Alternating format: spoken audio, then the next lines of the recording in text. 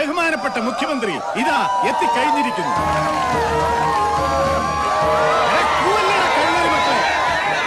എടാ ഇരിക്കാൻ. ഇനി ആരും ഒരക്ഷരം പോലും മിണ്ടിപ്പോവാൻ. ക്ഷമിക്കണം, മുഖ്യമന്ത്രിക്ക് പകരം ബഹുമാനപ്പെട്ട ആഭ്യന്തര മന്ത്രിയാണ് മക്കളെ വരുന്നത്. ഇതും മാസ്ക് ആണോ? മാസ്ക് അല്ലടാ, കോപ്പി. ഒറിജിനൽ മന്ത്രിയാ വരുന്നത് അല്ലടോ? അതെ അതെ അതെ.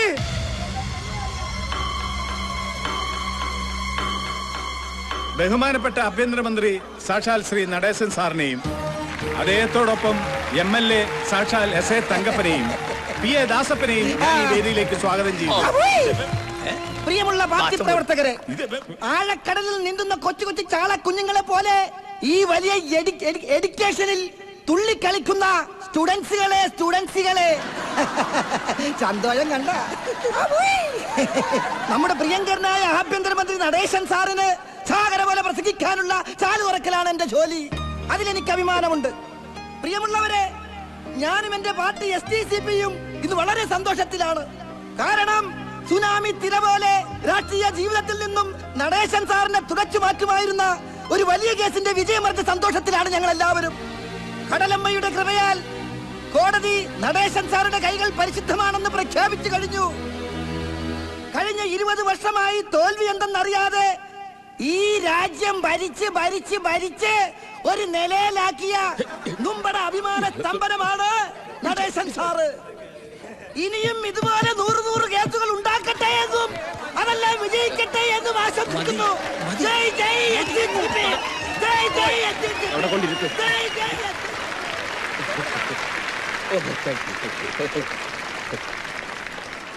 ബഹുമാനപ്പെട്ട ഫാദർ കച്ചറത്തറ, മറ്റു ഗുരുക്കന്മാരെ, രക്ഷകർത്താക്കളെ, പ്രിയ വിദ്യാർത്ഥിനി സുഹൃത്തുക്കളെ, ബഹുമാനപ്പെട്ട CMന് അത്യാവശ്യമായി ഡൽഹി പോകേണ്ടി വന്നതിനാൽ ഇവിടുത്തെ ചടങ്ങിൽ പങ്കെടുക്കാൻ അദ്ദേഹം ഏൽപ്പിച്ച അനുസരിച്ച് വന്നതാണ് ഞാൻ.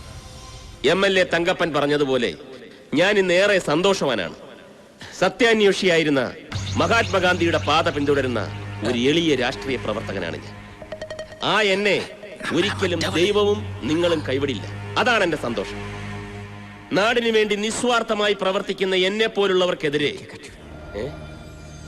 അധികാര കൊതിയന്മാർ അഴിമതി ആരോപണങ്ങൾ ഉന്നയിക്കുന്നത് സ്വാഭാവികം. പക്ഷേ നമ്മുടെ വ്യക്തിത്വത്തെ തേജോവധം ചെയ്യാൻ ആരെങ്കിലും ശ്രമിച്ചാൽ നമുക്കത് സഹിക്കാനാവുമോ? അതും സ്വന്തം വകുപ്പിലെ ഉത്തരവാദിത്തപ്പെട്ട തസ്തിക കൈകാര്യം ചെയ്യുന്ന ഒരു സ്ത്രീ.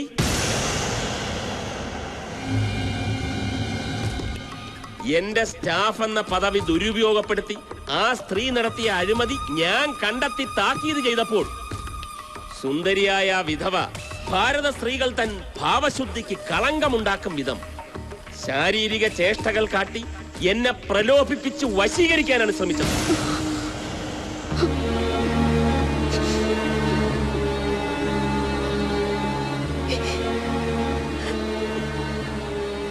ഈ വിദ്യ ഇതിനു മുമ്പും പലരോടും പല പ്രാവശ്യം ആ സ്ത്രീ പ്രയോഗിച്ചിട്ടുണ്ട്. എന്നാൽ ഞാനതിന് വഴങ്ങില്ല എന്ന് കണ്ടപ്പോൾ ഒരു അഭിസാരികയുടെ ചാരിത്ര പ്രസംഗം പോലെ ഇല്ലാത്ത പീഡനത്തിന്റെ കഥ പറഞ്ഞ് എന്റെ പേരിൽ ഒരു അപകീർത്തി കേസ് നൽകി. പക്ഷേ സത്യം ജയിച്ചു. കോടതിക്ക് എന്റെ നിരപരാധിത്വം ബോധ്യമായി. ഇത്രയൊക്കെ സംഭവിച്ചെങ്കിലും എനിക്ക് അവരോട് പ്രതികാരമില്ല. ചെയ്ത തെറ്റ് മനസ്സിലാക്കി പശ്ചാത്തപിച്ച് മാപ്പപേക്ഷിച്ചാൽ എല്ലാം മറക്കാനും പൊറുക്കാനും ഞാനിപ്പോഴും തയ്യാറാണ്. പക്ഷേ ഇനിയെങ്കിലും സ്വന്തം സൗന്ദര്യം മാന്യമായി ജീവിക്കുന്നവരെ ഉപദ്രവിക്കാൻ വേണ്ടി ഉപയോഗിക്കരുതെന്നും മാന്യതയുടെ മുഖംമൂടി അണിഞ്ഞ് ഒരു കുലടയായി ജീവിച്ച് ഈ സമൂഹത്തെ നശിപ്പിക്കരുതെന്നും ഈ അവസരത്തിൽ ഞാൻ അവരെ ഓർമ്മിപ്പിക്കുന്നു.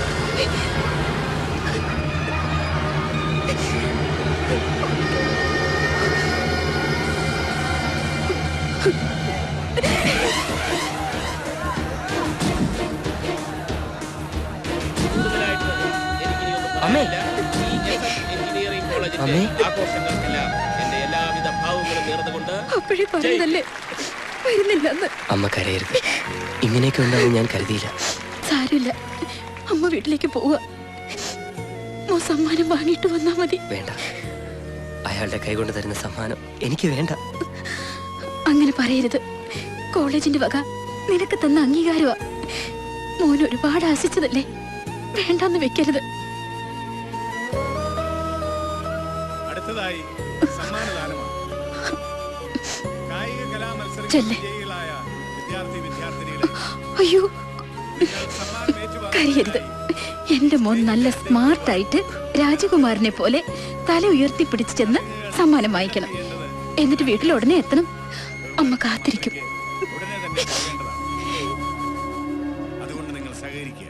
ഈ കോളേജിന്റെ അഭിമാനവും നാഷണൽ ക്രിക്കറ്റിലേക്കുള്ള പ്രതീക്ഷയുമായ PR രമേശ് പ്രസാദിനെ ഇന്ത്യൻ ക്രിക്കറ്റിന്റെ അഭിമാനമായ സച്ചിൻ ടെണ്ടുൽക്കർ കയ്യൊപ്പിട്ട ബാറ്റ് സമ്മാനമായി കൊടുക്കുവാൻ ബഹുമാനപ്പെട്ട മന്ത്രിയെ ഞാൻ ക്ഷണിച്ചുകൊള്ളുന്നു.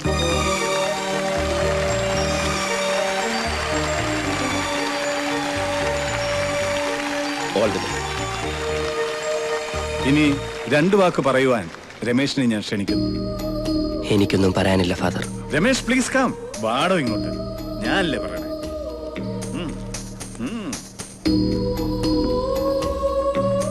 എന്ത് പറയണമെന്ന് എനിക്കറിയില്ല. ഒരു മകനും എന്റെ ഈ അവസ്ഥ ഉണ്ടാവരുതെന്ന് ഞാൻ പ്രാർത്ഥിക്കുകയാണ്. നീചനായി മന്ത്രി പറഞ്ഞത് മുഴുവൻ കള്ളമാണ്. എന്റെ അമ്മ പാവമാണ്. ഈ മിനിസ്റ്റർ MLA കൂടെ ഞങ്ങളുടെ വീട്ടിൽ വന്ന് കേസ് പിൻവലിക്കണമെന്നും അല്ലെങ്കിൽ ജീവനോടെ വെച്ചേക്കില്ലെന്നും പറഞ്ഞ് ഭീഷണിപ്പെടുത്തി. അമ്മ വഴങ്ങില്ലെന്ന് കണ്ടപ്പോ കാല് പിടിച്ചു മാപ്പ് പറച്ചിലായി. ഒരു തെറ്റും ചെയ്തിട്ടില്ലെങ്കിൽ പിന്നെ എന്തിനു ഇവരിങ്ങനെ ചെയ്തു?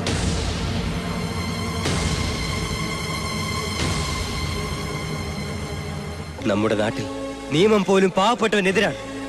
പണത്തിന്റെയും പദവിയുടെയും സ്വാധീനം കൊണ്ട് മാത്രമാണ് ഇയാൾ ഈ കേസിൽ ജയിച്ചത്. തെമ്മാടിത്തരം പറയുന്നൂടെ കഴിവേറി. വേശിയുടെ മകന്റെ ഒരു വേദവാക്യം. എന്റെ അമ്മേനെ എന്താ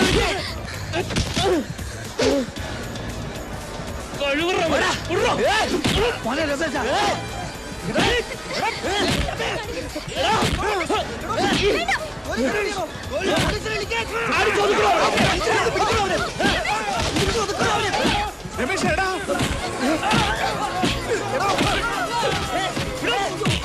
അവന്റെ കാര്യം പിന്നെ നോക്കാം. ആദ്യം മിനിസ്റ്ററെ രക്ഷിക്ക്. എങ്ങനെയെങ്കിലും നടേശൻ സാറിനെ രക്ഷിക്കണോ? അവനെ വെറുതെ വിടരുത്.